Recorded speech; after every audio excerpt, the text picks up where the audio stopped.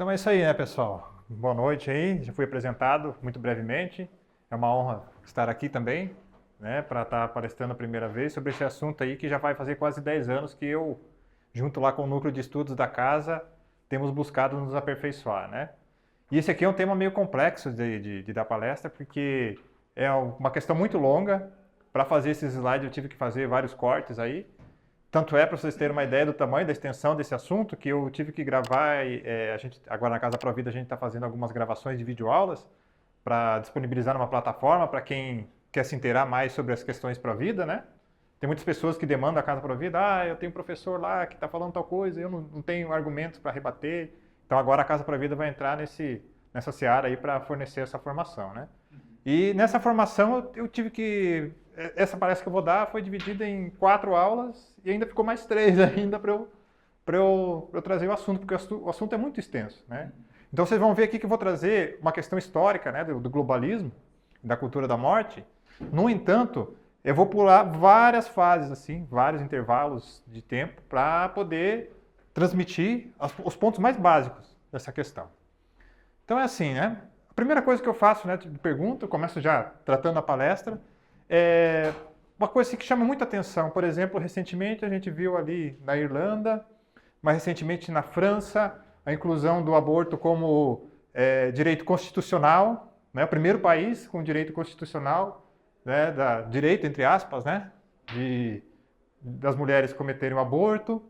E a gente vê aquele povo lá comemorando, né, num telão, no meio da praça, né, e daí a hora que é aprovado, assim, as mulheres lá, né, fazendo a maior comemoração, e daí a gente para pensar como que chegou nessa situação, como que a gente veio parar nisso.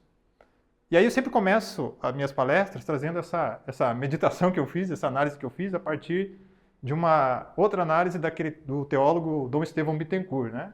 Ele falou que existiam 3 nãos na história humana que levaram à decadência a decadência do próprio homem moderno. O primeiro não que foi dado lá na Revolução Protestante, que foi um não à Igreja. Depois veio um não a Deus, por meio da Revolução Francesa, até chegar, não a Cristo na Revolução Francesa, que daí eles tinham lá Deus a razão, e um não depois, por fim, a Deus por meio da Revolução Comunista.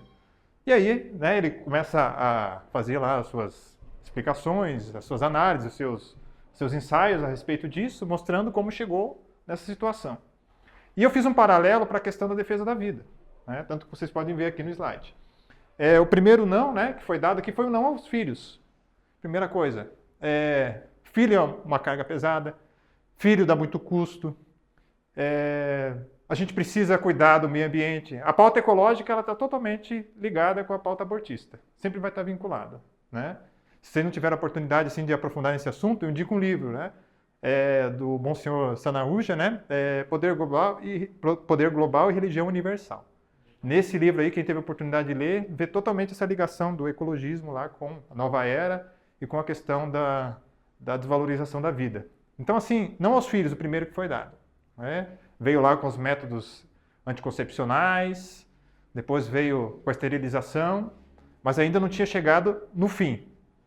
A gente teve também um não ao matrimônio, com as leis lá de aprovação do divórcio. O casamento começou a se tornar um peso, né? A ideologia das pessoas que o casamento pesa. Eu tenho que suportar uma pessoa durante toda a vida. E se eu sinto atração sexual por uma outra mulher, mas estou casado, né? Poxa vida, eu vou ficar a vida inteira com aquela mulher, eu vou enjoar dela, né? Ou senão a mulher fala assim, eu vou enjoar desse homem. Então assim, por que eu não posso ter, né? Eu preciso ter essa liberdade de sair desse casamento, contrair outro matrimônio, etc. Então o outro não que foi dado foi o não ao matrimônio. E daí depois veio o não à vida. Não à vida por meio dos métodos eficientes do aborto. A vida chegou, né, à sua máxima desvalorização. E por fim chegou o não ao homem, por meio dessas outras ideologias aí que já, né, esvaziam a própria identidade do homem. Ideologia de gênero e afins. Então, foi um passo gradativo que foi dado, né, durante determinados intervalos de tempo, esse que eu explico aqui, para mostrar que também não foi uma coisa espontânea. Porque muitos podem chegar assim, não, os tempos mudaram, né? Agora chegou um adornamento, né? Os tempos mudaram, as coisas mudaram, e por isso a gente tem que acompanhar essa mudança, né? A tecnologia evoluiu, as pessoas estão ficando mais educadas, entre aspas, né? Estão sendo educadas agora não se precisa ter tantos filhos, as pessoas tinham muitos filhos antes porque elas não tinham educação sexual, etc. Então, assim, será que é uma questão, eu posso se dizer, uma questão natural que aconteceu, entre aspas, ou foi programado, planejado tudo isso? Eu mostro nessa palestra que foi uma questão totalmente planejada. Tudo isso que acontece lá na França, que aconteceu na Irlanda, na Argentina, foi tudo programado. E se vocês tiverem a oportunidade de acompanhar lá os meios de comunicação da Casa para a Vida, lá as mídias da Casa para a Vida, a gente sempre tem a oportunidade de, cada vez que a gente identifica que um país chegou a aprovar o aborto, você sempre vai presumir uma fundação por trás, uma organização internacional por trás. Aí entra a questão do globalismo, que é o ponto focal dessa palestra. Muito bem, né? E como começou tudo isso? A primeira coisa começou com a filantropia. E a filantropia, assim, ela tem o seu ponto mais técnico, assim, que ele passa a ser mais divulgado em 1889. Especificamente por meio dessa obra aqui, que foi do grande magnata da época, o Andrew Carnegie. Então, o Andrew Carnegie, naquela época, ele era lá o rei das estradas de ferro, né? Então, ele produzia todo o material lá para construir as estradas de ferro. Então, assim, um bem primordial, né? Para a nação naquela época. E ele enriqueceu muito diante disso. E ao enriquecer, ele escreveu essa obra, chamada Evangelho da Riqueza.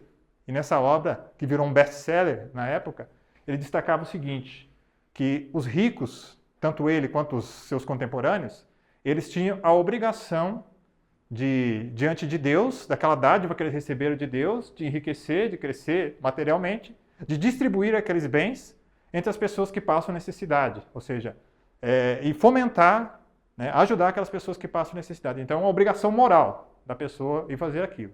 É claro que existem várias discussões, né, porque o Rockefeller vai entrar aqui depois, né, e o Rockefeller era chamado de barão ladrão e tudo mais, mas não vem ao caso aqui. Então, o que ele queria exortar esses homens, essas pessoas que eram ricas, a fazer esse trabalho de filantropia. E aqui começa a ser divulgado esse best-seller, e aí começam a entrar, não só ele, né, o Andrew Carnegie, ele chama outros, e aí vem também o Rockefeller, logo em seguida, né? E aqui a gente vê algumas questões políticas que fomentaram também essa liberdade, por assim dizer, dessas organizações internacionais na filantropia.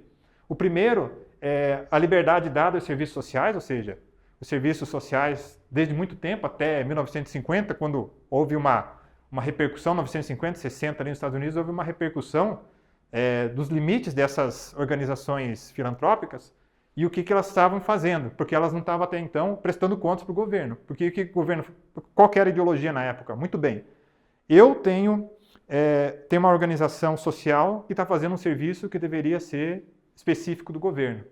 Se ela está fazendo isso, o governo tinha essa mentalidade na época. Quem sou eu para ficar fiscalizando o que eles fazem? Quem sou eu para eles prestar contas para mim? Então, assim, eles tinham uma certa liberdade de fazer o que eles bem entendiam, sem precisar prestar contas para o governo, na época, né? Tinha também a lei de taxação de fortunas, que obrigava os magnatas a deixar como herança para os seus filhos, ao deixar a herança para os seus filhos, taxas muito elevadas das suas fortunas, né, que se deixavam, quase não sobrava nada para aqueles filhos que recebiam aquelas fortunas, que obrigava, né, aí tinha um subterfúgio na lei, se ele não quiser transferir essa fortuna para os filhos e pagar uma alta taxa, ele pode pegar esse recurso e investir, colocar esse dinheiro numa fundação, uma instituição filantrópica. E daí, com toda a liberdade. Você mesmo, Rockefeller, vai lá e você pode instituir a sua fundação filantrópica, você coloca o seu dinheiro lá, e aí, beleza. E você não tem a liberdade até para colocar, se você quiser, o seu filho, que foi o que ele fez. Ele colocou os filhos dele lá como coordenadores, como diretores desses presidentes, né? Aquelas pessoas que ele escolhia mesmo, né? Diante dessas fundações, dessas organizações. Então tinha essa liberdade. E para eles era mais viável. Por quê? Porque você deixava como herança uma participação das ações e ao mesmo tempo você colocava seus filhos lá, os seus descendentes, como influenciadores naquelas organizações que você criava. Então era essa mentalidade. Aqui eu dou um salto no tempo, né? Até porque os primeiros trabalhos ali do Rockefeller foram feitos até com um objetivo altruísta nos Estados Unidos, né? Estados Unidos, assim como o Brasil, que tem, por exemplo, regiões, por exemplo, a região sul aqui, sudeste, é mais desenvolvida em relação ao nordeste, Os Estados Unidos lá também tinha o norte, que era mais desenvolvido em relação ao sul. E aí o Rockefeller focou principalmente seus investimentos filantrópicos na região sul do país, porque lá se tinha principalmente lá uma epidemia de verminose, né? Então não tinha saneamento básico ainda naquelas regiões muito atrasadas. E aí ele passou a investir muitos recursos lá naquelas regiões, né? Principalmente para saneamento básico, saúde, né, daquelas pessoas que eram infectadas, e posteriormente ele começou a investir em educação, para aquelas crianças lá que tinham um nível de educação muito baixo, e aí ele começou então a investir nessa área. E pensando já no futuro, né? Porque a partir do momento que você investe em questões educacionais, você tem de alguma forma, vai ficar claro isso mais para frente, você tem de alguma forma um meio de você moldar o futuro, moldar a mentalidade das pessoas, né? Isso aqui muito antes de Gramsci, né? Que o Gramsci veio depois com a questão lá da hegemonia, né? De você tomar os meios de educação para você poder propagar a teoria comunista e etc., né? A ideologia comunista. Mas isso aqui muito antes, muito antes. E aí eu dou um salto lá para 1916, aconteceram muitas coisas aqui. 1916, então, a gente tem ali a primeira obra relacionada à questão de controle populacional, que foi pelo demógrafo Warren Thompson, né? Ele publica então essa obra, chamada Population, que ele revisa as teorias malthusianas. Então, para quem não sabe, só fazendo aqui também um resgate histórico, o pastor Thomas Malthus, ele viveu ali na época mais ou menos da Revolução Francesa, 1789, que ele publicou a obra dele, que era a obra que chamava atenção para as questões demográficas, né? É chamado também um dos pais aí da demografia. O Thomas Malthus, ele percebeu que a população crescia geometricamente e a produção de alimentos crescia aritmeticamente, né? E diante dessa situação, ele passou a observar o seguinte: eram necessárias medidas, e eram importantes medidas para fazer o controle, mas nem que se fosse de forma rudimentar. E naquela época lá ele até defendia, por exemplo, as pestes, as guerras e até mesmo a continência. Só que ele sendo pastor naquela época, é claro, não existindo os meios de contracepção artificial que a gente tem hoje, ele era a favor da abstinência sexual, até como um meio de você controlar o crescimento populacional. No entanto, a gente percebeu logo em seguida que veio a Revolução Industrial e aquelas teorias lá do pastor Thomas Malthus não aconteceram na realidade. E aqui chega em 1916, o Warren Thompson, um outro demógrafo dos Estados Unidos, faz então uma revisão daquela teoria. Ele identificou o seguinte, olhando as estatísticas passadas. Existem 3 fases da transição demográfica, basicamente 3. A primeira fase é um crescimento alto da população, mas por ser uma população ainda pré-capitalista, ou seja, uma população ainda rudimentar, não desenvolvida, que veio antes da Revolução Industrial, você tem uma alta taxa de natalidade e uma alta taxa de mortalidade. Isso aí equilibra o crescimento populacional. Você tem a fase 2. A fase 2 seria um alto crescimento por desenvolvimento das tecnologias, fornecimento de alimentação, a produção de alimentos, a produção de bens ficou mais acessível para toda a população. Todos esses fatores contribuíram para que a situação das pessoas melhorasse. E diante disso, né, da produção industrial e tudo mais que veio em seguida, aí você tem também uma alta taxa de natalidade e uma baixa taxa de mortalidade, né? E aí, em seguida, você tem um crescimento populacional, boom populacional diante de tudo isso. E aí você chega na terceira fase. A terceira fase era uma questão mais profética da parte dele. Ele falou, vai chegar uma terceira fase. A terceira fase em que a gente vai desenvolver tanto a tecnologia, tanto a educação das pessoas, que as pessoas mesmo por si vão controlar a sua fertilidade e vão existir meios que a tecnologia vai desenvolver para controlar a taxa de fertilidade. E a gente vai ter baixa taxa de natalidade controlada e baixa taxa de mortalidade, né, devido ao avanço tecnológico. Seria a terceira fase. E aí ele propôs isso. Isso aqui ficou dentro da academia. Ninguém mais tocou nesse assunto. Ficou perdido lá dentro das universidades. Ninguém mais tocou nesse assunto. Ficou parado lá. Eu dou o pulo aqui para frente, para essa obra, porque é importante. A gente vai ver a importância dessa questão aqui. Margaret Sanger, então, é uma das feministas aí mais destacadas da história. Ela funda em 1920 a famosa Planned Parenthood, né? Que na época era IPPF, né? International Planned Parenthood Federation. Nessa época, ela, na verdade, se tornou, né, International Planned Parenthood Federation. Na época era PPFA, né? Planned Parenthood Planned Parenthood Federation of America, era só dos Estados Unidos. E ela fundou essa clínica para oferecer serviços que ela chamava de planejamento familiar, ou seja, você instalava essas clínicas lá, ela tinha as mulheres lá que ela dava formação para elas, para atender aquelas mulheres que estavam em idade fértil, para que elas pudessem então controlar a sua própria fertilidade. E era esse o objetivo. Vinha mais para os lados dos direitos das mulheres aqui, né? Tanto é que ela é muito reconhecida no meio feminista. Então, ela veio trazer essa questão de dar oportunidade para que as mulheres pudessem controlar a sua fertilidade, lá naquele primeiro momento. No entanto, ela tem um passado muito sombrio, porque ela era eugenista, ela é da linha eugenista, né? Eugenista, né, o termo eugenia significa bem-nascido, se for pegar o sentido etimológico. Ou seja, é a aplicação daquilo que o Hitler fez lá durante a época do nazismo, né? É você promover um controle de raça, e ela era a favor de tudo isso, né? Ela era a favor desse controle aí da raça. Inclusive, ela tem uma obra muito famosa, assim, quem tiver estômago para ler, né? Vai em frente, se chama O Pivô da Civilização. Essa obra ela é de conteúdo totalmente racista, inclusive, o que fica mais destacado nessa obra dela, é a crítica que ela faz à própria filantropia. Por quê? De acordo com ela, a questão filantrópica, ela propagava o crescimento e a reprodução daquelas pessoas mais débeis, especialmente os negros. Tanto é que ela fundou a maior parte das clínicas da Planned Parenthood, desde essa época até hoje, elas foram colocadas principalmente nos bairros mais pobres, regiões mais pobres, e onde tinha maior número de negros. Tanto é que hoje os Estados Unidos têm uma consequência gravíssima disso aqui. Os negros, né, as mulheres negras, são as que mais abortam. Elas são, se eu não me engano, são 12% da população, e entre as que abortam, elas chegam a 40%, né, nos Estados Unidos. Então, assim, é um verdadeiro genocídio. Já as brancas lá nos Estados Unidos, se eu não me engano, são 30%, 40%, elas abortam lá cerca de 5% das brancas. Então, a maioria das negras nos Estados Unidos, né, elas abortam. E elas são reincidentes, elas não abortam uma vez, abortam 2 vezes. E começou com esse trabalho.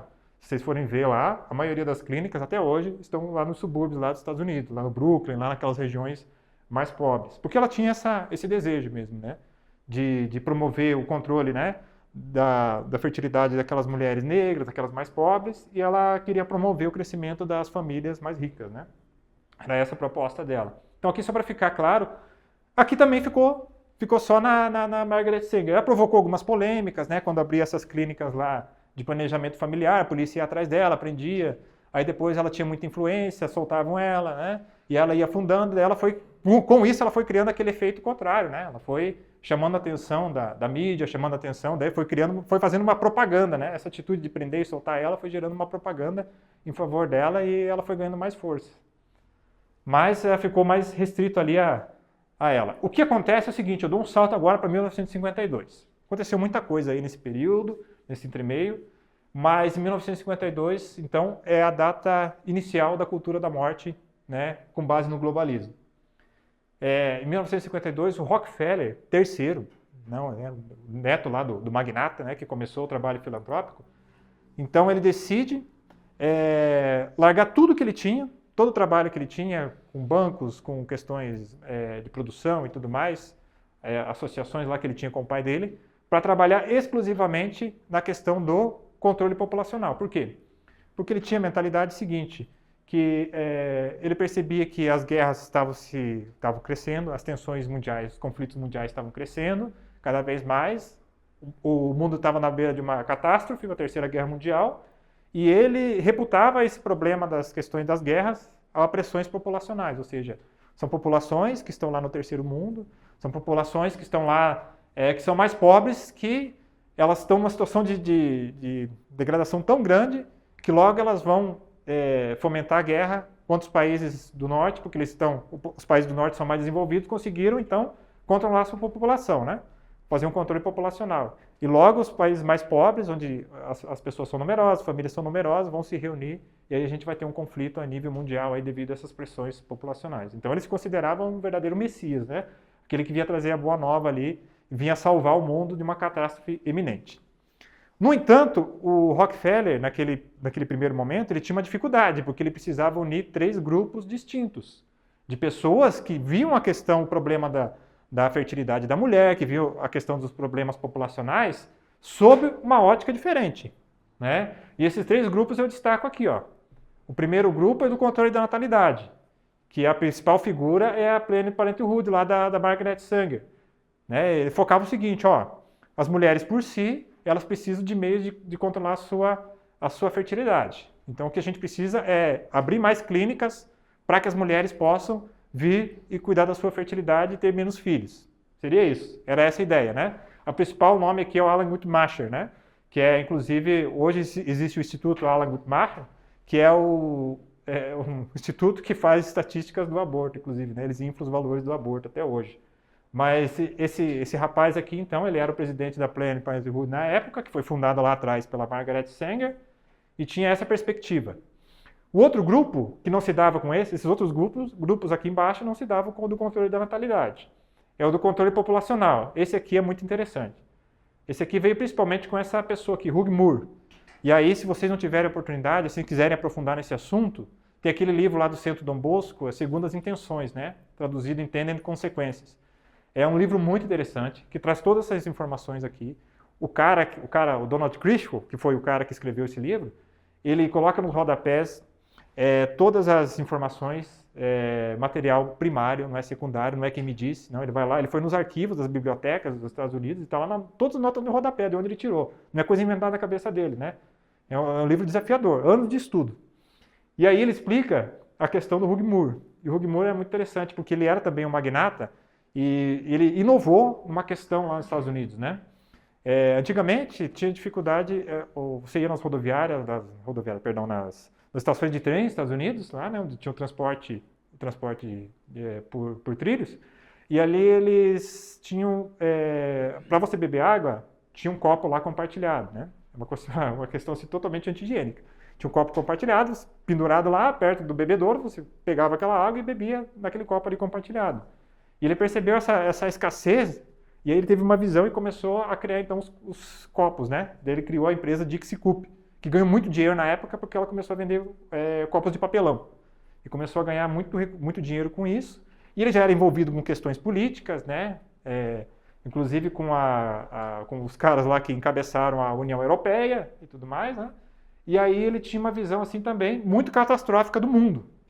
Ele tinha contato com esse cara aqui, William Vogt, que escreveu uma outra obra que eu sugiro que vocês leiam, se puderem.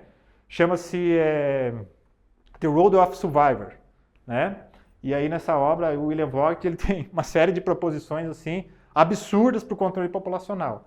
Ele ia por uma questão mais coercitiva. Ele via que a questão populacional você não podia depender das mulheres, né? Você não pode só abrir uma clínica lá de planejamento familiar para as mulheres, para que elas possam fazer o controle de natalidade. Isso não vai funcionar na cabeça dele.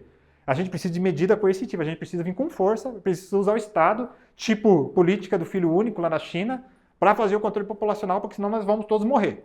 Era essa a ideia dele. Nós vamos todos morrer e aqui ele já tinha aquela visão lá do crescimento ali da Guerra Fria, que já estava acontecendo, a crise dos mísseis de Cuba estava começando a ganhar atenção durante essa época, e aí ele tinha essa ideologia. A gente precisa fazer, né, o controle por meio coercitivo. E aí tem umas coisas bem curiosas aqui do William Vogt, né? Por exemplo, ele era a favor de você criar um método de contracepção que você pudesse lançar na água, esterilizante que você pudesse lançar na água, né, nas estações de tratamento pública, para que as pessoas, ao beber água, elas ficassem automaticamente, né, inférteis, né, não pudessem gerar filhos. E é uma coisa que é interessante observar, porque a Bruna lá, que é a nossa bióloga do núcleo de estudos, ela fez um estudo recente e ela destacou lá que existe um certo teor dos contraceptivos, né, que quando a mulher vai lá e faz xixi, daí vai para a estação de tratamento, me parece, ela pegou uns estudos lá mostrando que os efeitos do anticoncepcional permanecem na água, né? O que pode explicar muitas coisas hoje, né? A gente pode explicar muitas coisas, assim, por exemplo, infertilidade sem causa aparente em muitas pessoas, muitas mulheres, né? Jovens com saúde, homens jovens com saúde, que estão se apresentando aí com casos de infertilidade. Eu conheço muitos, assim. É assustador o que está aparecendo de casos assim. Então, assim, se de repente fosse fazer, não quero criar teoria de conspiração, mas se de repente fosse fazer uma análise sobre isso, de repente chegaria aos mesmos, fazer um estudo a fundo desses documentos, pode chegar nessa conclusão também. De qualquer forma, ele tinha essa ideologia de montar, então, criar esses meios. E também tinha outra ideologia assim, que me chamou muita atenção, né? Você, por exemplo, criar isenção de impostos para a pessoa que fizesse uma esterilização. Então, o homem vai lá, né? A mulher vai lá, faz uma laqueadura, o homem vai lá, faz uma vasectomia, e a partir de agora, quando ele for comprar um carro, ele tem 30% de desconto, né? Políticas assim, governamentais que incentivassem as pessoas a se autoesterilizarem. Também como outros meios, por exemplo, taxação de produtos que se referem a bebês, né? Então você pega lá, vai comprar uma roupinha de bebê, um berço, fraldas, você taxar assim com o dobro do valor, assim, para desincentivar as pessoas realmente sentirem que é pesado ter filhos, né? Que é um gasto muito excessivo. E era essa a ideologia dele. Então, esses meios, né, coercitivos, usar o governo para influenciar a fertilidade das pessoas. Por outro lado, o último grupo que a gente tem aqui são dos eugenistas, né, que compartilham um pouco lá da ideologia da Margaret Sanger. E aí lembrando que aqui a gente está na década de 50, tinha acabado de sair lá do nazismo, né, e tudo mais, né, Tribunal de Nuremberg, toda aquela situação lá do nazismo, né, o mundo inteiro condenando as atrocidades que foram cometidas em nome da limpeza da raça. E a gente tem uma mudança, né, de termos. E aqui eu quero chamar a atenção para vocês, porque vocês vão ver sempre que essa questão do controle populacional por meio da agenda globalista, ela sempre vem com o esvaziamento do sentido das palavras para você poder trazer outras coisas ali dentro. E aqui eles mudaram. Eles não passaram mais a falar em qualidade de pessoas, ou seja, da raça ariana tem mais qualidade que uma pessoa negra. Eles vieram falar em qualidade de vida, ou seja, uma pessoa que nasce pobre, né, então não vai ter qualidade de vida. Né? Uma pessoa que nasce lá na periferia, vamos pensar, ela vai ter uma qualidade de vida muito parca, condições de vida muito ruins. Então, é melhor aquela mulher pobre, abortar, do que ter aquele filho ali que vai nascer na pobreza, que vai nascer na miséria. Então, eles passam a usar essa narrativa a partir de então. De qualquer forma, você tinha aqui o Frederick Osborne, né, que ele foi o primeiro presidente da fundação que o Rockefeller vai criar aqui, que vai ser a inauguração da cultura da morte a nível mundial. Então, o Rockefeller pegou, em 1952, e aí ele juntou esses três grupos, especialistas desses três grupos, que se formaram em 26 demógrafos, 26 especialistas, sim, que viraram depois de demografia, 26 pessoas que passaram a se reunir com certa frequência para desenhar estratégias para o controle populacional no mundo inteiro. Então, assim, aqui foi uma briga no começo, né? Porque esse aqui acreditava que esse aqui estava muito devagar, esse aqui acreditava que esses aqui eram loucos e tudo mais. Então, assim, ele teve essa capacidade de conseguir reunir todas essas pessoas e fazer essas pessoas pensarem juntos, em conjunto, né? E o Rockefeller próprio, ele era partidário de uma outra ideologia que não está aqui dentro, que é ações gradativas para que pudessem, então, fomentar, então, essas mudanças sociais. Muito bem. Aqui a gente passa, e daqui eu até faço um breve disclaimer, né? Até uma contestação a tudo isso, né? Porque sempre se fala em passar fome, a questão da população, todo mundo vai passar fome, tem gente passando necessidade, as mulheres pobres têm o direito de abortar e tudo mais, né? Um absurdo, né? Porque tem tantas coisas que as mulheres ricas têm, que as pobres não têm, e daí o governo vai lá e oferece para as pobres, né? Não melhoria de vida, não melhoria de saúde, nem nada, você oferece aborto para elas. Então fica fácil para o governo fazer isso. Então aqui é só para desmentir, né, esse mito aí da questão da fome. Eu peguei aqui um artigo recente mostrando que as diferenças de gastos com alimentação em diferentes países, né? Que você tem a Alemanha, né, gasta cerca de R$925 aí, né, em euros por semana para uma família de 4 pessoas. E aqui você tem lá no Butão, né, é uma família de 9 pessoas gastando o equivalente a, né, em euros ali, transferindo para reais, R$9,95. Ou seja, você tem uma família numerosa, maior, ninguém aqui está com cara de que está passando fome, ninguém está com cara triste aqui. Né? Inclusive o Butão é considerado um dos países que tem mais felizes do mundo, né? E as pessoas, né, não passam fome. E o que acontece? Né? O que se explica isso daqui? Né? Será que é a falta de alimento, a falta de distribuição, ou será que aqueles lá, ó, por exemplo, tem uma mesa mais farta, uma mesa maior, exige-se mais, né? Eu tenho como é que posso dizer, um paladar mais refinado, que exige alimentação mais cara. Várias questões a gente pode, né, falar a respeito, mas a questão da fome aqui, né, em primeiro lugar aqui, em questão de olhando esses dois paradoxos aqui, a gente percebe que não se aplica. Aqui a gente vê outra questão do desperdício, que que é gravíssima, né? Aqui a gente tem uma área da Argentina, do Brasil, da Venezuela, do México, desperdiçadas, né, por ano, né, 14 milhões de quilômetros quadrados em desperdício no mundo inteiro, que serviriam para alimentar uma boa quantidade da população mundial aí, né? Então a questão aqui é cuidado com o alimento. E aqui também tem a questão de distribuição de renda, né? O 1% mais rico do mundo, né? 1% das pessoas do mundo detém 46% da riqueza mundial, né? E se vocês forem olhar aqui para essas pessoas que detêm 46% da riqueza mundial, você vai encontrar lá o Warren Buffett, você vai encontrar lá pessoas o Bill Gates, né? Essas pessoas que justamente estão patrocinando o controle populacional nos países do terceiro mundo, né? Ou seja, eles usam aqueles recursos que eles têm justamente para fazer o controle dos países mais pobres, ao invés de usar para melhorar a qualidade de vida daquelas pessoas, né? No bom sentido, não naquele mau sentido que consta ali. E aí a gente percebe depois, na década de 74, uma mudança drástica de paradigma. Começam a surgir na academia começam a surgir algumas contestações, aqueles serviços aquelas propostas que o Rockefeller estava trazendo, por exemplo, o Rockefeller ali no primeiro momento, até esqueci de falar nisso, a primeira estratégia dele lá com aqueles 26 especialistas foi criar fábricas de DIU nos 5 continentes, ou seja, primeira coisa, a gente precisa de um método de contracepção que seja eficiente. E por que na cabeça deles o DIU é mais eficiente? Porque diferente da pílula do dia seguinte, diferente da camisinha, na hora que a pessoa está envolvida na relação sexual, ela pode esquecer. O DIU não, o DIU já está ali, né? Faz parte, de alguma forma ali, faz parte do controle da mulher de forma perene, né? Até ela tirar, claro.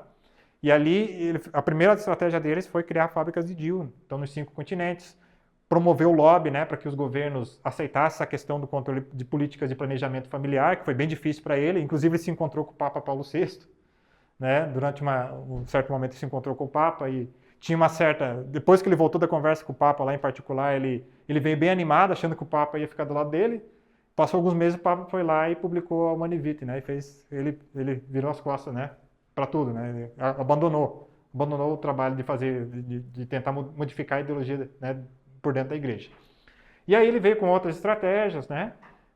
Acontece o seguinte, que essa estratégia, ele via aquele conselho, ele era mais focado na estratégia de demanda, de oferta. A gente precisa ofertar meios para que as mulheres façam o seu autocontrole. A gente precisa disponibilizar a fábrica de DIU. A gente precisa bater na porta lá dos ministros da saúde de todos os países para que eles aceitem a política de planejamento familiar, para que a gente possa implantar clínicas de planejamento familiar lá nos países e etc. Então a ideia deles era essa, né? E inclusive os Estados Unidos embarcou nessa com a USAID, né? A organização americana lá para ajuda internacional, aí mais no final da década de 60. Essa USAID ela já fazia alguns trabalhos de auxílio com os países mais pobres. Só que, naquele momento, eles abriram um departamento só para cuidados de questões populacionais.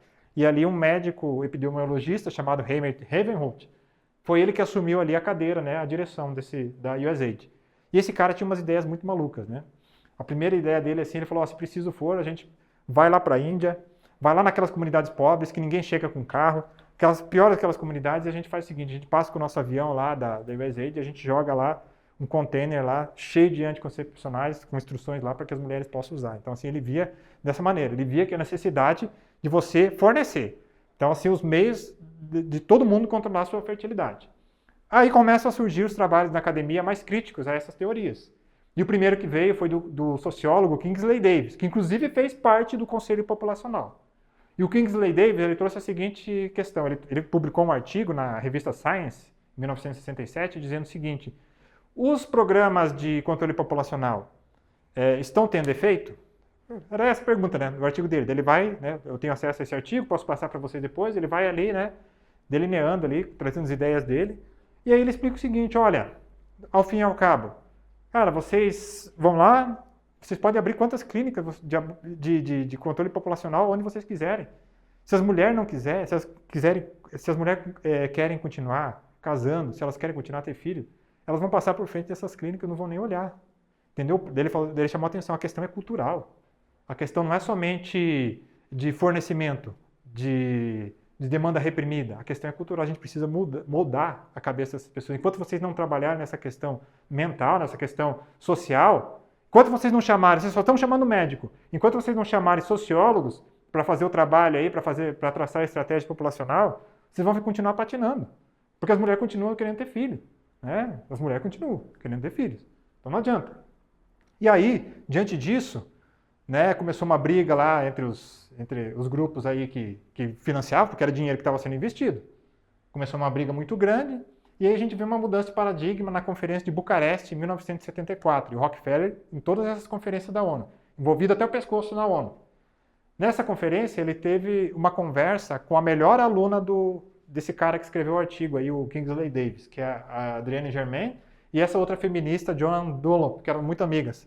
Chegaram lá e em 1 hora fizeram a cabeça do Rockefeller. Ele estava com o discurso pronto para chegar nessa conferência e dizer o seguinte, que precisava existir uma demanda reprimida, etc. Ele mudou em 1 hora a sua mentalidade.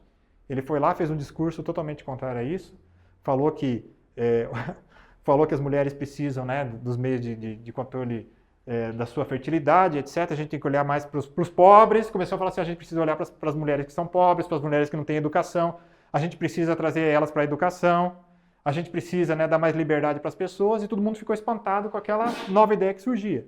Acontece que, onde o Rockefeller ia nessas questões, como ele tinha um grande prestígio, todas as fundações que investiam muito dinheiro, e aqui eu falo especialmente da Fundação Ford, que foi a maior benfeitora dele, ia atrás.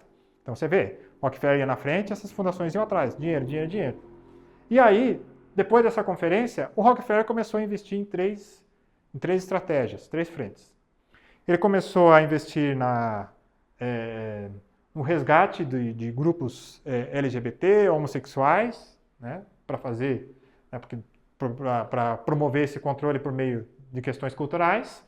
Começou a investir também na educação sexual, que essa é uma coisa que está muito em voga aí, nós estávamos conversando ali agora há pouco, né, molda a cabeça das crianças, a gente precisa trabalhar a questão da educação sexual, e a gente precisa investir no aborto, porque a gente precisa dá o direito de, se a mulher, de repente, engravidar e não quiser ter aquele filho, ela precisa ela precisa ter todos os meios disponíveis para controlar a sua fertilidade. E a gente precisa investir em dinheiro nas mulheres, trazer elas para o mercado de trabalho e etc. E aqui começa a grande mudança que a gente começa a perceber. Né?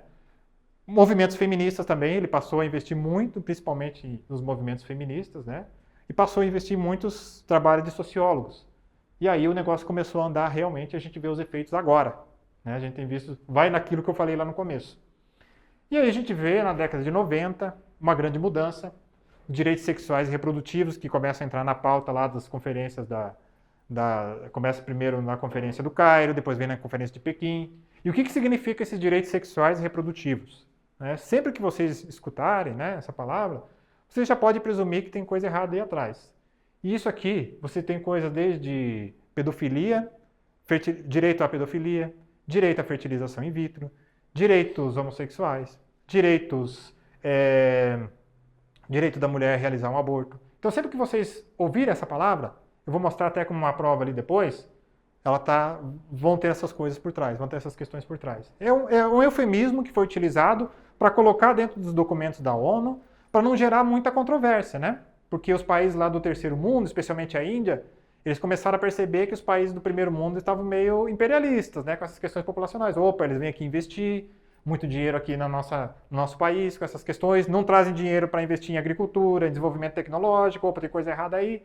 Então eles começaram a reagir e daí eles mudaram aqui, né? Falaram, não, opa, vamos colocar esse palavreado aqui, esse termo, direitos sexuais e reprodutivos, né? O que significa isso? Ou seja, fertilização in vitro, por exemplo, se você não permite que uma pessoa tenha acesso à fertilização in vitro, você está ferindo direitos reprodutivos, porque todas as pessoas têm direito a ter acesso a todos os meios de você se reproduzir e de controlar a sua reprodução, aborto, contracepção, esterilização e etc. Então, veio com essa ideologia aqui. E a Fundação Ford foi a que mais investiu nesse campo. Aí, na década de 90, inclusive, criou um relatório para trazer a origem desses novos direitos, né? E aí a gente vai ver absurdos, por exemplo, a ONU sendo tomado conta. Aqui em 1996 a gente vê essa estratégia absurda aqui, que foi a conferência de Glen Cove, uma ilha lá de Nova York, que as ONGs financiadas pela Fundação Ford se reuniram com os comissariados lá dos direitos humanos da ONU. E lá eles desenharam uma estratégia, ó. A gente precisa dizer o seguinte, que aqueles países lá que não aprovam o aborto, a gente precisa deixar o aborto livre.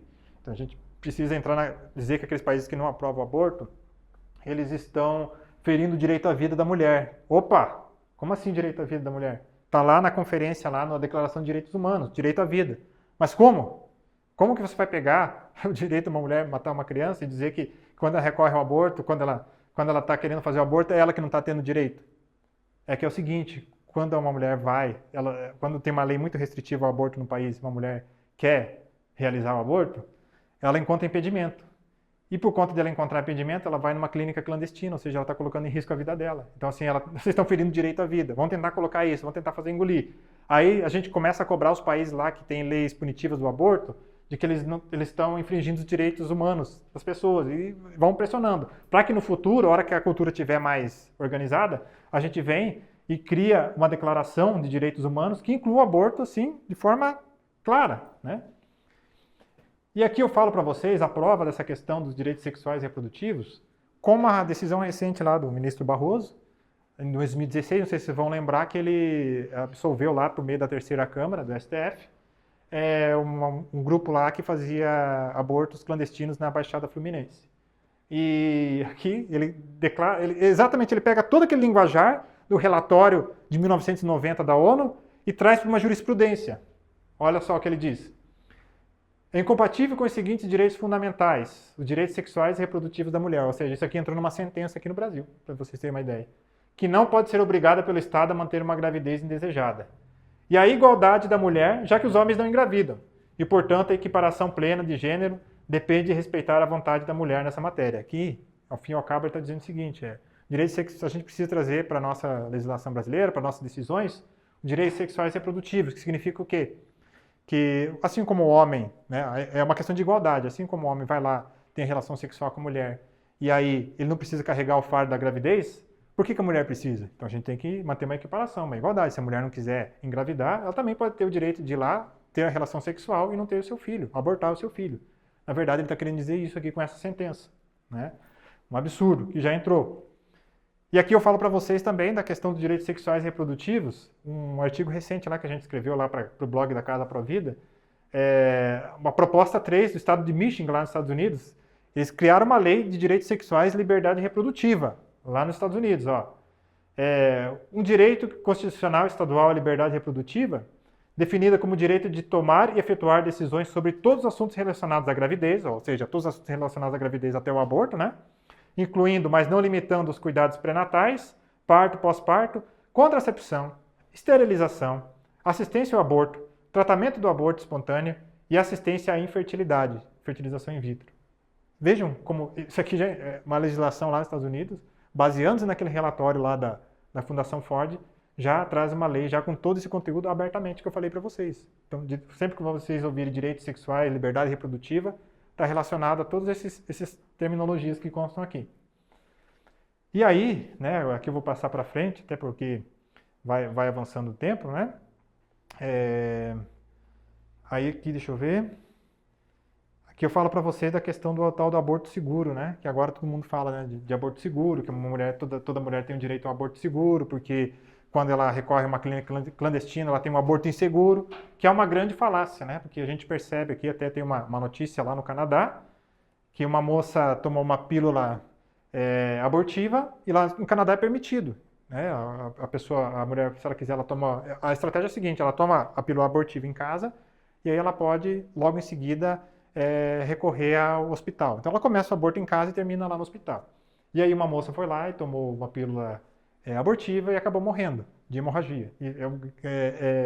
Se vocês forem pegar as estatísticas, a chance assim, de uma mulher que usa Citotec, essas drogas abortivas, ter sangramento grave e não dar tempo de chegar no hospital e morrer por hemorragia é assim, altíssima. Assim, chega chance assim, risco de vida altíssimo. País de primeiro mundo, com clínicas de aborto, entre aspas, equipada.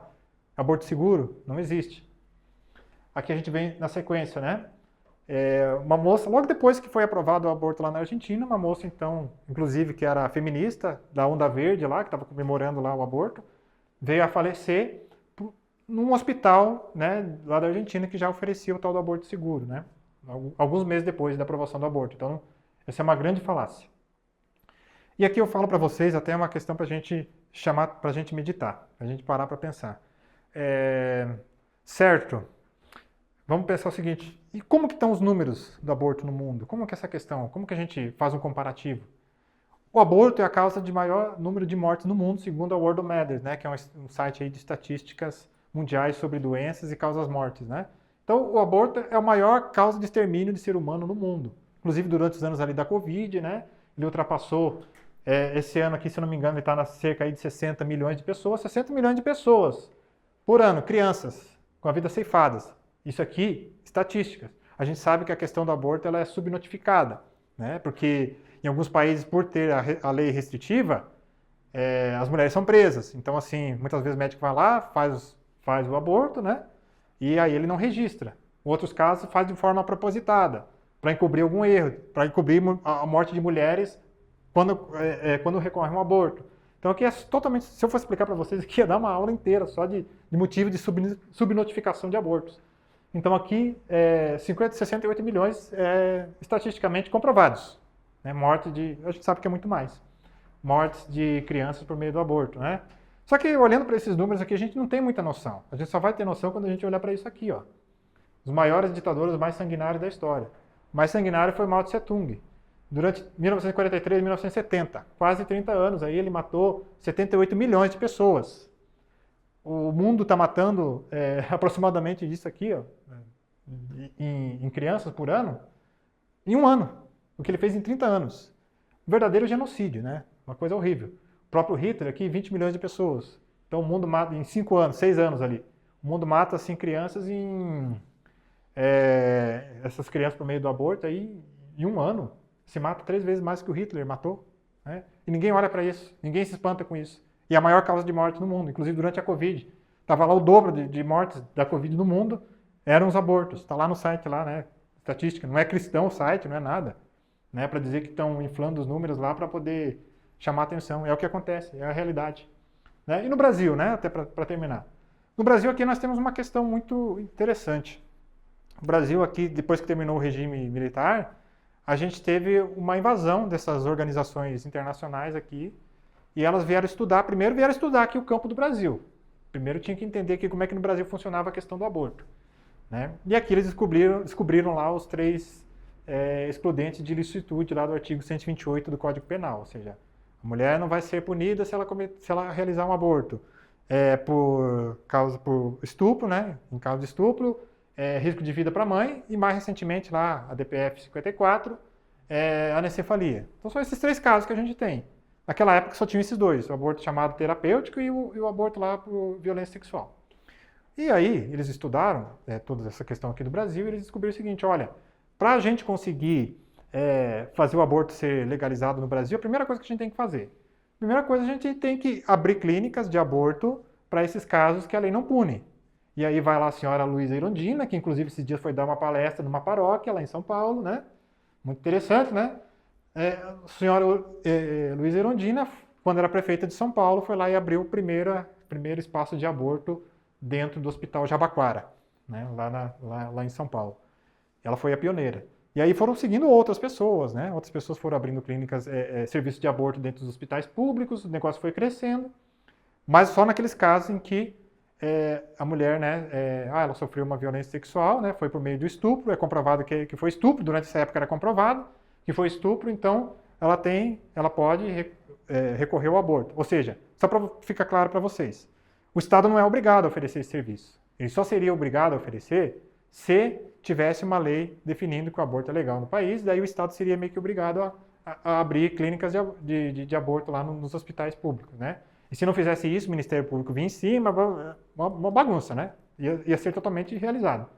Graças a Deus que não acontece isso no Brasil. Porém, nada impede que uma determinada candidata, que ganhou o poder executivo, né, abra um serviço de aborto específico lá no hospital, lá que seja da sua jurisdição. Então, isso aí até essa época aí estava em aberto. Acontece o seguinte, que depois dessa primeira estratégia, eles descobriram o seguinte, além disso, a gente precisa fazer fazer essa estratégia. A gente precisa identificar, já que o aborto lá no Brasil tem esses 2 casos de excludente de ilicitude, a gente precisa mudar a interpretação disso. A gente precisa estender. Quando a mulher está correndo risco de vida, por exemplo, quando ela vai lá numa clínica de aborto, vai lá no SUS com o ginecologista ginecologista pergunta, tá, mas você quer ter muito esse filho? Ah, eu não quero muito. Aí ela fala assim, então vou recorrer lá a uma clínica clandestina e tudo mais, o médico descobriu ali, então ali ela já está correndo um risco de vida, né? Já é um risco de vida para a mãe. Então a gente precisa colocar essa interpretação, né, dentro de uma norma técnica do governo federal, e precisa explicar o que é, ou trazer de uma lei, né, isso daí, a gente precisa colocar isso aí de forma legal. E outra estratégia é, quando a mulher sofre uma violência sexual, a gente precisa eliminar os meios dela comprovar. Ou seja, ela precisa chegar no médico e dizer, sofreu violência sexual, opa, vamos lá para a sala realizar o aborto. Então a gente precisa eliminar essas questões. E aí o governo Lula, em 2005, né, ele emitiu uma norma técnica, o Ministério da Saúde lá, o ministro da Saúde, se não me engano era o Alexandre Padilha foi depois, a Lei Cavalo de Troia.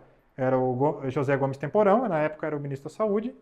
E aí ele fez o seguinte, ele emitiu uma norma técnica dispensando a mulher de apresentar qualquer meio assim da violência sofrida, eximindo a mulher de comprovar que sofreu uma violência, ou seja, ela pode chegar numa clínica, poderia chegar por meio dessa norma técnica do SUS, com o ginecologista, dizer que sofreu uma violência sexual, sem precisar comprovar nada, encaminhar para a realização do aborto. Está lá na norma técnica, até tenho ela aqui de prova, para mostrar para vocês. Então, assim, isso aí abriu um precedente muito perigoso, durante a época que ninguém percebeu. Só que depois a gente veio, em 2012, com a famigerada Lei Cavalo de Troia.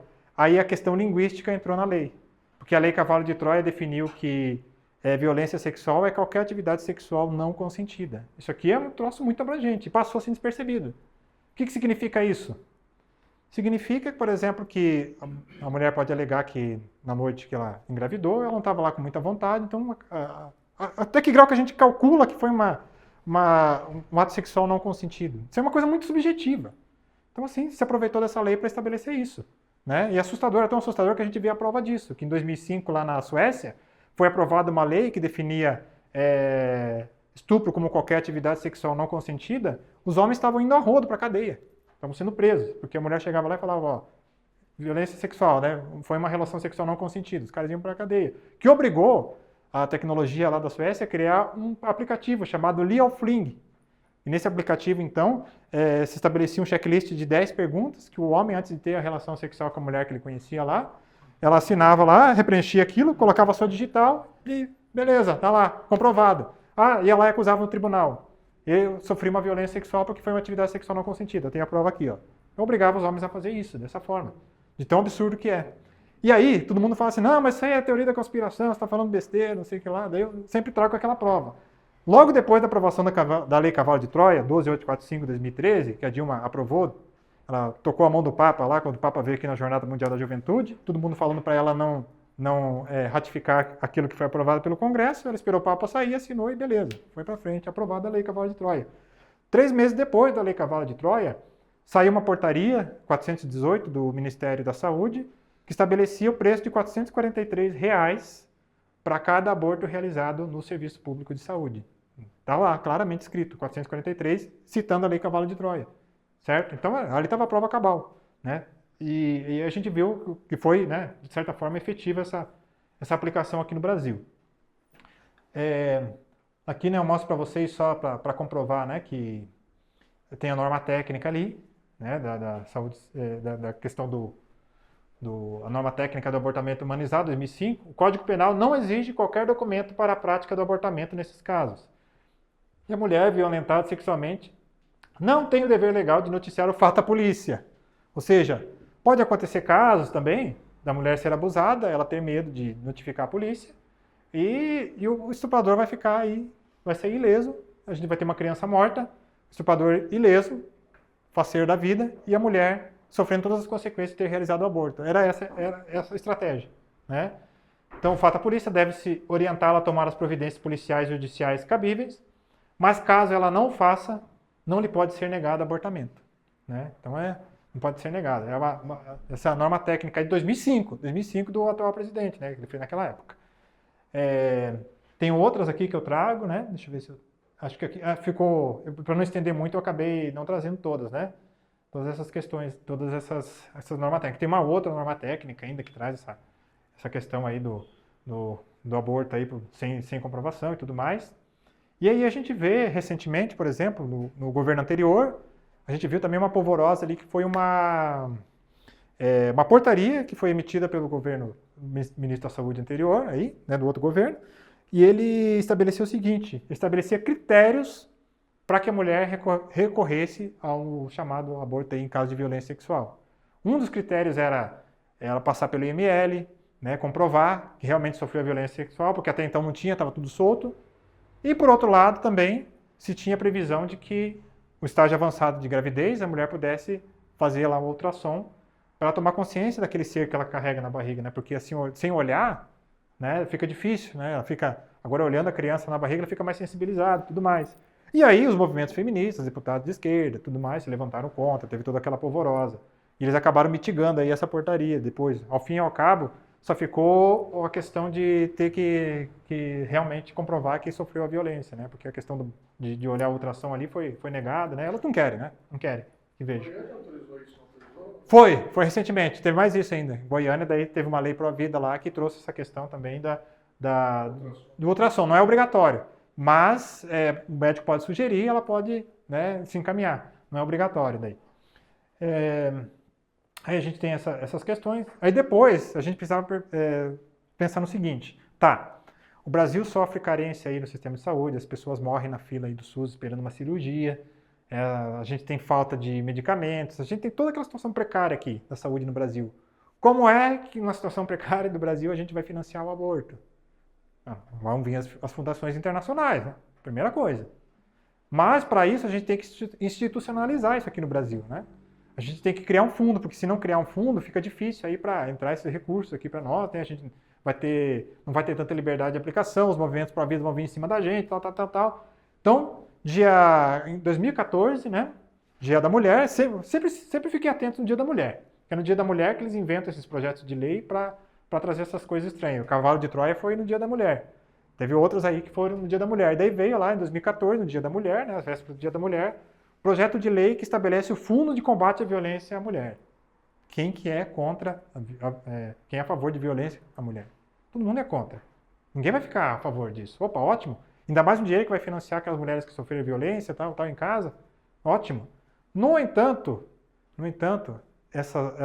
o projeto de lei que vinha fazia referência à Lei Cavalo de Troia, fazia referência a todas essas questões, ou seja, as normas técnicas que vinham anteriormente.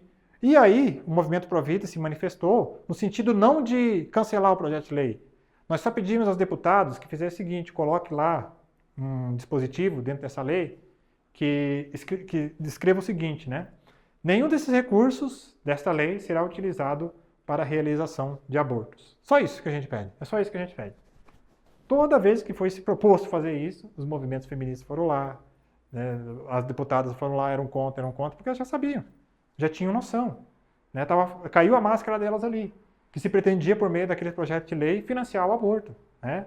Com base naquelas leis que vieram anteriormente.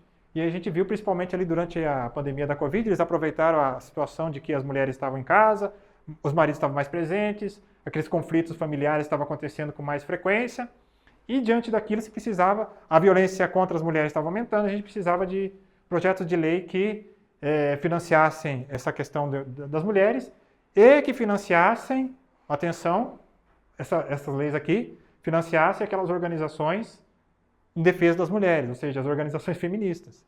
E aí, se uma mulher, por exemplo, estivesse grávida, e aí ela fosse lá para o abrigo feminista, que era o que se pretendia fazer, financiar o abrigo feminista, os feministas, olha, você sabe que você tem direito a realizar um aborto, né, sem dizer que você sofreu violência sexual, aquela violência que você sofreu lá, né, dentro de casa, você pode recorrer a um aborto. Se pretendia tudo isso nessa lei aqui.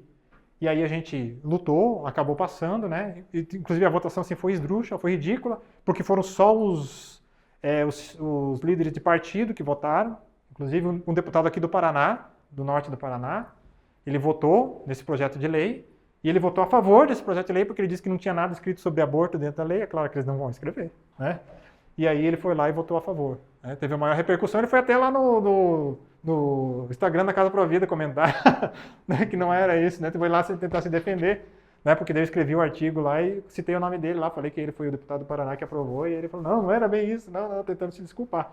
E na verdade tinha passado. Graças a Deus passou Covid, passou pandemia, não votaram porque ele foi aprovado e ia para o Senado. Ficou lá, ficou morto lá. Mas eles vão voltar de novo. Esses dias voltaram com outro projeto semelhante. Eles vão voltando, vão voltando. Fora o problema recente que nós temos aqui do ativismo judicial, que é o mais grave, né? Que o STF hoje está sem freio, né? Então, a qualquer momento, eles podem trazer aí uma jurisprudência, decretar que o aborto pode ser realizado, né? E quase fizeram isso no ano passado, né? A Rosa Weber se aposentou, foi lá e encaminhou, né, a DPF lá, né? Do PSOL para legalização do aborto até 3 meses. E aí, graças a Deus, vocês sabem toda a história, né? Que até a CNBB se levantou, foi contra. Tivemos toda aquela manifestação bonita aqui em Curitiba, no meio da chuva, né? E aí a gente se levantou, conseguimos fazer uma mobilização, e aí o Barroso falou, né? Não, ele assumiu lá com o presidente e falou assim, não, essa pauta aqui ainda, o povo ainda não está preparado, né? A palavra deles são sempre essas, né? Aí a gente poderia fazer outra aula sobre ativismo judicial, teria muitas coisas para falar aqui, né? Mas ele não estamos preparados, né? Daí esses dias ele foi numa universidade, uma PUC, a PUC Rio, se não me engano, e ele falou que os brasileiros precisam acordar porque o aborto precisa ser legalizado, né? Defendendo assim abertamente. Uma faculdade católica, na PUC. Na PUC. E aí, né, a gente tem outras situações que eu poderia falar para vocês aqui essas ações recentes daquelas meninas lá, né, primeiro do Espírito Santo, 2020, né, que estavam com uma gravidez avançada e que se tinha toda aquela questão de que os médicos lá do Espírito Santo não queriam fazer o aborto nela porque a gravidez já tinha passado de 22 semanas. Daí teve toda aquela polvorosa, a ONG Curumim, que é uma ONG feminista, veio e locou um jatinho para levar ela para fazer um aborto lá em Pernambuco, né, com um médico bem conhecido aqui do Brasil, né, o Dr. Olímpio, né, que ele é bem conhecido, assim. Ele mesmo fala, tem até um vídeo dele falando de como fazer os abortos e tudo mais, né. Ele já foi excomungado pela igreja, inclusive, e fez o aborto e tudo mais, gerou toda aquela repercussão nacional. Depois veio aquela menina de Santa Catarina. Aquela menina de Santa Catarina é uma coisa assim que eu até pergunto, assim, alguém ouviu falar quem que foi o rapaz que violentou ela? Ninguém mais ouviu falar, né? Teve o aborto, foi realizado, teve toda aquela polvorosa e ninguém mais falou do assunto. Vê como é que fica, né? Pegaram o cara que violentou porque ela fez um aborto tendo como base, né, uma violência sexual sofrida. E ninguém falou mais do rapaz. Foi o caso do enteado. Do enteado que estava dentro de casa lá. Me parece que eles tinham mais ou menos a mesma idade, eles estavam lá convivendo junto. Nem se deu para dizer exatamente como que foi a questão, né? Se gerou uma discussão se era consentido mesmo, se não era e tudo mais, mas ninguém mais tocou no assunto depois que a menina realizou o aborto, né? E aí eles vão aumentando, porque daí ela já estava com uma gravidez, uma gestação bem avançada, né? E aí a gente vê algumas incoerências, né? Eu teria até uma outra aula, uma outra palestra para falar sobre incoerência. Isso aqui é a mais absurda. Injeção usada em bebê em Santa Catarina é usada em corredor da morte dos Estados Unidos, diz defensor público. Ou seja, a criança foi lá, né? Estava viva, ia nascer daqui a algumas semanas. Enfiaram a injeção lá no coração dela, ao vivo, né? A mesma injeção que eles usam no corredor da morte, né? Para matar um condenado, né? Para anestesiar, e foram arrancando ela aos pedaços, né? Ou seja, eles fizeram, na verdade, um parto em pedaços de uma criança que ia nascer dentro de algumas semanas, né? Um parto de uma criança morta, né? Arrancaram em pedaços ali da barriga uma criança que ia nascer algumas semanas, que era inclusive a opção lá daquela juíza de Santa Catarina, que depois foi afastada, tudo aquele imbróglio. São absurdos desse tipo, né? E aí, lá naquela questão do habeas corpus 2016, o ministro disse que o aborto ele tem que ser legalizado até 3 meses, porque a criança ainda não tem o sistema nervoso desenvolvido, ou seja, não sente dor. E aqui daí agora eles conseguiram descobrir um meio, né? Você aplica uma injeção para a criança não sentir dor e, né, termina abortando ela. Absurdos em cima de absurdos, né? E aí eu não sei tem essa questão aqui, né? Entidades pro aborto vão ao STF para suspender o manual do Ministério da Saúde, né? E aquele manual do Ministério da Saúde lá, ele definia até 22 semanas. E os caras fizeram aborto aí dessas meninas aí acima de 22 semanas. Daí eles foram lá, para pedir no STF agora para eliminar, para deixar solto. E aí a gente viu recentemente o Ministério da Saúde aí desse governo que está aí, que emitiu então uma portaria determinando, né, o sistema de saúde, né, liberando o aborto até o 9º mês de gestação, né, que gerou uma polvorose em todo mundo, né, aquele absurdo, que até a ministra lá inventou uma desculpa esfarrapada de que não sabia, daí nessa hora ninguém sabe, né? Ninguém sabe o que aconteceu e tudo mais, mas pretendia por meio daquela portaria lá, com argumentos absurdos, totalmente absurdos, pautados na OMS, né? Eles usam estatísticas, eles usam o cientificismo, eles usam assim a autoridade internacional para justificar a legalização do aborto dentro do país, né? E aí, né, eu termino aqui. Eu não sei eu acho que eu avancei da hora já, se não daria para passar o vídeo, porque no vídeo ali vocês vão ver o seguinte, né? Como as falácias as falácias são muito fracas, assim, sabe? E aqui eu não estou falando de esquerda, vocês vão ver pessoas de esquerda e pessoas de direita falando absurdos, usando assim, como eu posso dizer, usando argumentos absurdos. Duas pessoas, um grupo que se diz de direita, debatendo com o de esquerda, e os dois assim, usando argumentos assim, absurdos, para você ver que não é uma questão partidária, né, defesa da vida, é uma questão uma questão mesmo de ética, né, de ética que a gente precisa estar atento, né? Eu não sei se vai dar tempo, vocês que mandam aí. Depois, claro, pode. Então vou inserir aqui, bem brevemente. Então aqui a gente vê, né, as ideias absurdas, né? Principalmente o que me chamou a atenção aqui ele falar que vai mexer com o psicológico da mulher, o abuso sexual, e mexe mesmo. Só que o aborto não resolve o problema, né? Você vai ter vários problemas, a mulher tem maior chance de desenvolver um câncer, infertilidade, vai só agravar o problema. Vai ser um problema que vai agravar outro, né? Porque muitas vezes essas mulheres precisam de um acolhimento, como a Casa Pra Vida faz. Inclusive tem um testemunho de uma mulher que ela sofreu uma violência sexual, foi acolhida pela casa, e aí na hora que ela estava sofrendo a violência sexual, o rapaz falou para ela que depois que ele acabasse ali, ele ia acabar com a vida dela. E ali não sei o que aconteceu, que acho que acabou chegando alguém, o cara saiu depois que terminou. Alguns meses depois ela descobriu que estava grávida, e daí ela tinha pensado em fazer o aborto. Aí a Casa Pra Vida entrou em contato com ela, foi conversando, né? Porque daí a Casa Pra Vida faz isso. Chega a mulher, as nossas mulheres lá do Núcleo Vida tentam conversar com ela nesse sentido, nessa mesma forma que a gente está conversando, né? Sensibilizar ela. E daí naquele momento, a mulher saiu, falou que ia pensar no caso, ligou lá para a nossa coordenadora e falou assim, ó, eu vou à frente com essa criança, porque se ele disse que ia acabar com a minha vida e não acabou, quem sou eu para acabar com a vida dessa criança que está aqui, no meu ventre, né? Então, assim, e a criança vem feliz, a foto lá dela com a criança, por favor, né? Nossa, ela feliz com aquela criança. Então, assim, nem sempre resolve o problema, não resolve. Agora, outros vão chegar para a discussão de até 3 meses não tem vida, que é um absurdo, você relativiza a vida, né? Porque você vai olhar lá você olha lá pro bebezinho ali, a hora que teve ali o zigoto ali, aquelas primeiras horas ali, que ocorre a fecundação, você já tem um material genético já desenvolvido, né? Você já tem ali os comandos, né, do próprio embrião ali que já vai dando os comandos, esse aqui vai ser um braço, esse aqui vai ser uma perna, é uma coisa assim, muito fantástica, né? É que a gente parou de se espantar, né? Até o Chesterton, né, chamava muita atenção para que a gente voltasse, né, as pessoas voltassem a se espantar, porque as pessoas perderam o espanto das coisas mais simples. Então, as coisas começam a ficar muito comum, você acha que aquilo ali é descartável. E no fim, por a gente fazer isso, a gente perdeu o espanto das coisas, a gente está relativizando tudo, né? Então, é um absurdo. E esse rapaz ali nem se fala, né, da esquerda, porque né, é sempre a questão socioeconômica, é a questão religiosa e tudo mais que está em voga.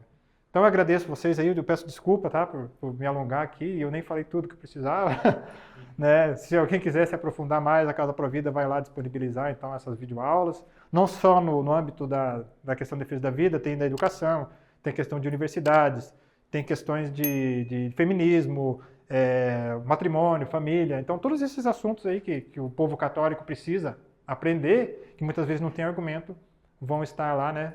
Provavelmente aí com preço acessível aí que a casa vai fazer, tá? Muito obrigado, pessoal, aí pela oportunidade.